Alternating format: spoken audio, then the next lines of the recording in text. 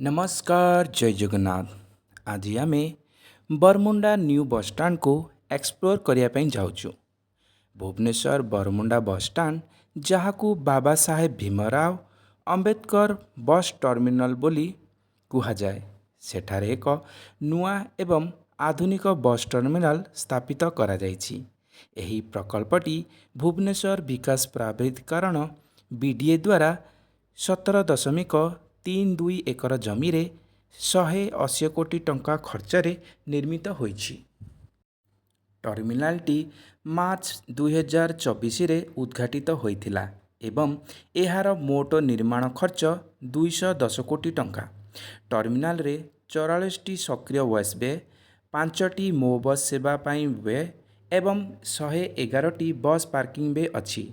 यह प्रतिदिन 30,000 यात्री एवं 700 रु 800 बस सेवा को समर्थन करिपारिबो।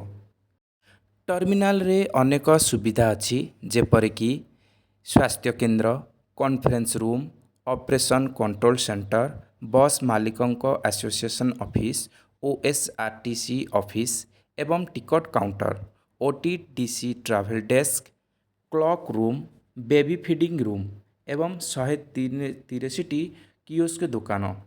यह संग को अति सुंदर सुंदर इंटेरियर मान अच्छी, जहाँकि यात्री मानक मन को लोभी निए। बाबा साहेबंकर म्यूजियम भी अच्छी।